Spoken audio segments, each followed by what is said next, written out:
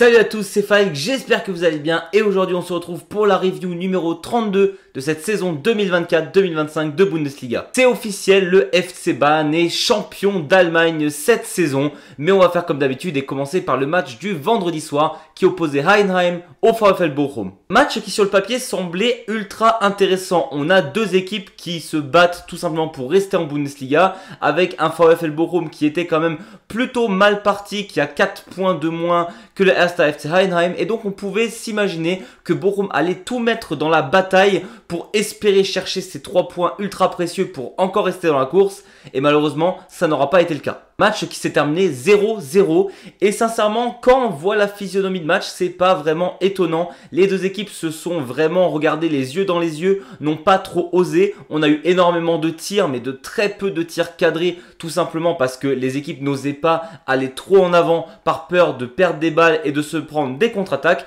Et donc c'est vrai qu'on se retrouve avec deux équipes qui finalement n'osent pas grand chose et donc un 0-0 plutôt logique au final. Match qui finalement n'était donc pas si intéressant que ça, mais au final le match est un peu annexé par la grosse faute, en tout cas par la grosse blessure de Kevin Müller, le gardien de Heidenheim qui vraiment s'est pris un gros coup de Sissoko. Ce n'était absolument pas volontaire, mais on a quand même eu 10 minutes de soins intensifs de ce gardien à l'abri des regards, donc on s'est quand même vraiment inquiété sur ce match. Finalement il sera sorti sur civière et actuellement ça va beaucoup mieux, en tout cas je pense pas qu'on le reverra jusqu'à la fin de saison. Mais donc finalement ce 0-0 arrange surtout le 1. FC Heidenheim et plonge vraiment Bochum dans une détresse assez folle. On a eu énormément de matchs nuls et de très bons matchs nuls ce week-end.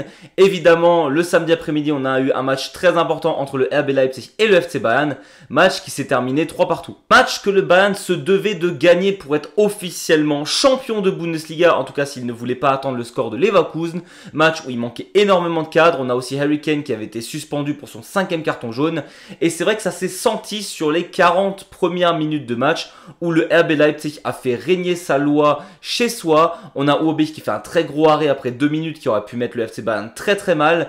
Après Uobich a l'air vraiment bête sur le premier but où il glisse tout simplement. Après l'extérieur de Sesko est absolument génial. Et en même temps ce week-end on a eu énormément de buts magnifiques, que ce soit celui de Leipzig, des buts de Dortmund, les deux d'Adeyemi, celui de Guirassy, celui du Borussia Mönchengladbach, le deuxième but d'Union Berlin. On a eu vraiment des buts magnifiques ce week-end. Et donc on se retrouve avec un Bayern qui ne voit pas apparemment les enjeux de ce match, qui se fait littéralement bouffer pendant la première mi-temps, mais qui revient ultra vénère en deuxième.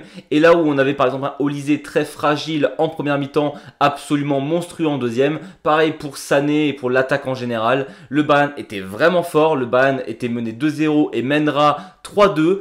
Tout le monde pensait que c'était bon et que ça y est, il serait enfin champion. Harry Kane était même descendu des tribunes pour fêter avec son équipe. Mais non, Poulsen, rentré en cours de match pour le RB Leipzig, en décidera autrement. Et le RB égalisera à la toute dernière seconde du temps additionnel. Et j'ai envie de dire, quant à Harry Kane dans ton équipe, est-ce que c'est si étonnant que ça ? Et à ce moment-là, on a donc des joueurs du FC Bayern complètement abattus qui pensaient pouvoir fêter leur victoire à ce moment-là. Malheureusement, ça ne sera pas le cas tout de suite. Le RB Leipzig par contre, ce match nul les arrange vraiment pour la course à la Ligue des Champions. Gros match en tout cas. Pour ce qui est des matchs nuls un peu fous, on a aussi eu le match entre le Borussia Mönchengladbach et Hoffenheim, match qui s'est terminé 4 partout. Un match qui est très Borussia Mönchengladbach compatible, c'est-à-dire on mène 2-0, on joue très bien et ensuite on arrête de jouer. Hoffenheim qui mathématiquement n'est pas encore sauvé a tout simplement commencé à jouer en étant mené 2-0, rattrape le Borussia Mönchengladbach à 2-2 et sincèrement quand on regarde la physionomie de la deuxième mi-temps qui allait dans tous les sens offensivement parlant, parce que la défense de Gladbach vraiment elle me désole, et ben sincèrement Hoffenheim aurait mérité la victoire. Ce match qui sera mené donc 2-2 par le Borussia Mönchengladbach sera rattrapé par Hoffenheim qui mènera même à la fin de match 4-3, mais bon, on a quand même Kleindienst qui est une classe à part entière qui réussira à égaliser pour Gladbach. Voilà, mais un match en tout cas ultra plaisant à regarder, et pourtant c'est vrai que quand on regarde l'affiche en soi, c'est pas ce qui donne le plus envie.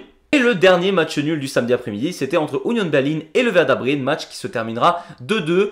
Deux équipes qui étaient sur des très bonnes dynamiques, qui ne connaissent plus trop la défaite. Après Union, j'ai quand même l'impression qu'ils connaissent surtout les matchs nuls, ça fait 4 de suite maintenant. Match ultra bien entamé par le Werder Bremen et c'est vrai que c'est assez étonnant, on connaît la qualité défensive de Union Berlin et quand on voit le Werder Bremen mener 2-0 après 15 minutes avec un superbe deuxième but de Stag, et ben on se dit que Union Berlin ce n'est pas leur qualité première de rattraper le score. Mais là encore, je trouve pas que le Werder a baissé de rythme, mais c'est surtout Union Berlin qui a joué son vrai jeu, qui réussira à la mi-temps à revenir à 2-1. Et en toute fin de match, on a un magnifique but de quelqu'un qui venait de rentrer sur le terrain, 2-2.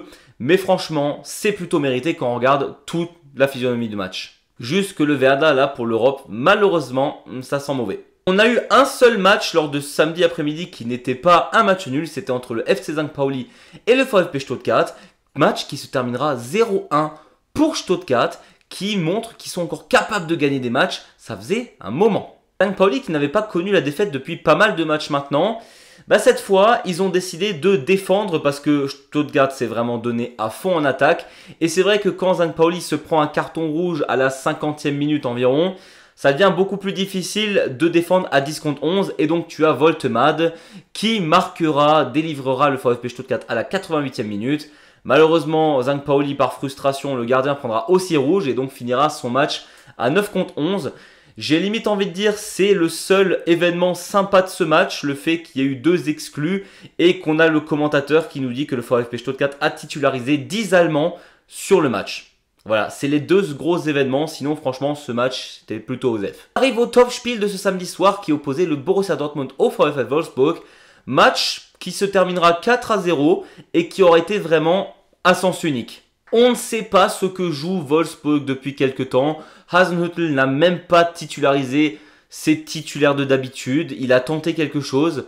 Le Borussia Dortmund les a punis à la 3e minute et a bouffé le VfL Wolfsburg sur tout le match. Ça s'est terminé 4-0. Ça aurait pu être beaucoup plus sévère. On a eu 3 magnifiques buts. Un de Guirassy, Adeyemi qui dépose les défenseurs avec des dribbles absolument somptueux. Et donc le Borussia Dortmund est sur, je crois, 5 matchs, 4 victoires. Le Borussia Dortmund est en train de nous faire une remontée absolument spectaculaire. À la 26e journée, ils avaient 10 points sur la 4e place. Là, ils sont montés, je crois, à la 4e place. C'est absolument fou ce qu'ils font comme remontée. Et donc, on va peut-être finalement voir le Borussia Dortmund en Ligue des Champions.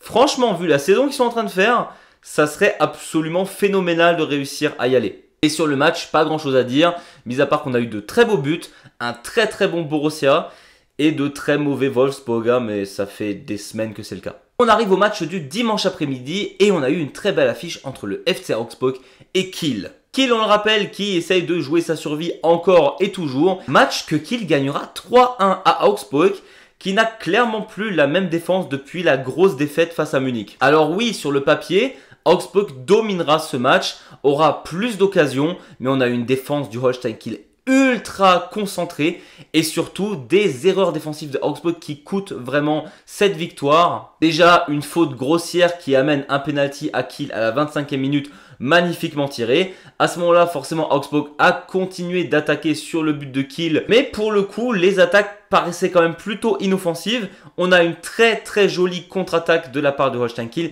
qui mettra le 2-0.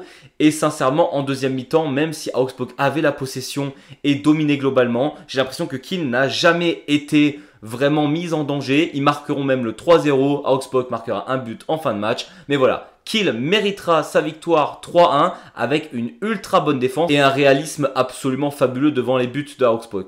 On arrive enfin au match que beaucoup attendaient. C'était celui entre le SC Freiburg et le Bayer Leverkusen, champion en titre. Et c'était ce match qui aurait permis au FC Bayern d'être champion si Leverkusen fait un autre score que gagner à Freiburg. Et sincèrement, j'ai l'impression que le Bayer Leverkusen ne se rendait pas compte de l'enjeu sur le championnat lors de ce match. Une première mi-temps tout simplement chiante à regarder. C'était affreux. Leverkusen n'a même pas tiré une seule fois à ce moment-là sur le but de Freiburg. Et on a Eggestein qui marque un missile pour Freiburg avant de rentrer dans le vestiaire. Freiburg mène 1-0, il sort du vestiaire, 3 minutes plus tard 2-0 et on se dit que le Bayer Leverkusen ne se rend pas compte que là ils sont en train d'offrir le titre au FC Bayern. On se rappelle aussi que Alonso n'a jamais perdu à l'extérieur cette saison. Donc je pense sincèrement que c'était aussi un but pour lui de ne pas perdre. Et donc on a un Bayer Leverkusen qui, comme l'année dernière, s'est réveillé. En toute fin de match, on a le 2-1 marqué à la 81e, 82e minute. Et c'est à ce moment-là où Freiburg n'a absolument plus vu le jour, alors que pour moi, il dominait globalement ce match. Leverkusen a commencé à vraiment mettre un gros coup d'accélérateur à la fin. Wirtz qui marque un très beau but 2-1. Et on a évidemment une dernière action dans le temps additionnel qui amènera au 2-2. J'ai l'impression que c'est limite les deux seuls tirs cadrés de Leverkusen sur ce match. Et pourtant, ils marqueront quand même 2 buts. N'empêche que le score final sera de 2 partout. Et donc, ce match sera un match nul. Et le Bayern est officiellement champion grâce à ce score du Bayer Leverkusen. Mais on peut quand même être dégoûté pour le SC Freiburg qui joue sa place en Ligue des Champions et qui aurait vraiment mérité d'après moi la victoire sur ce match. Petite pensée au défenseur de Freiburg qui s'est pris une balle en pleine tête sur la toute dernière action du match. Il est resté pas mal longtemps au sol, vu la frappe qu'il a pris, pas mal sonné le pauvre.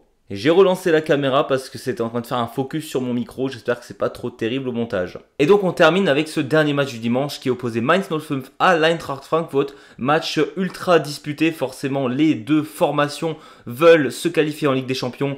Mainz, au vu de ce qu'ils nous montrent depuis 2 mois, c'est malheureusement un peu compromis. Frankfurt a encore tout à jouer et c'était un match que Frankfurt mènera très rapidement à Mainz. Et pourtant, dans la physionomie de jeu, je trouve que Mainz aura été plus impactant au niveau du jeu. Ça aura été un match par contre ultra physique entre les deux équipes qui se sont vraiment rendues coup pour coup. On a quand même eu un Eintracht Frankfurt beaucoup plus défensif au moment où ils ont marqué dès le début de match. Tout simplement parce que Mainz a vraiment poussé. Mainz aurait pu gagner si il n'y avait pas eu hors-jeu en première mi-temps. Malheureusement, ils marqueront que un but en deuxième mi-temps grâce à Boakat. Match qui se terminera 1-1, donc encore un match nul. Mais pour le coup, c'était un très beau match, très disputé. Bon, cette semaine, je pense qu'on peut se passer de flop. Le FC Bayern est champion, c'est évidemment le plus gros top qu'on puisse avoir dans une saison.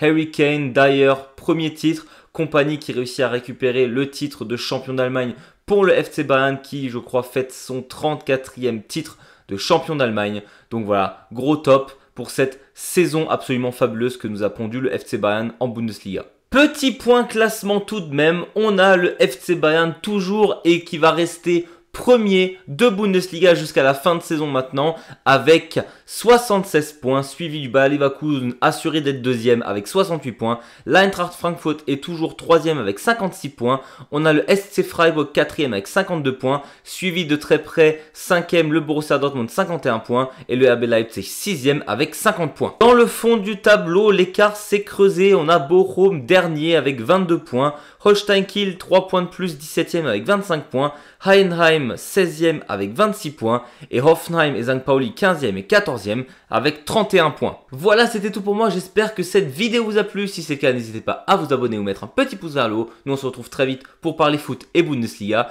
Et d'ici là, je vous dis Servus!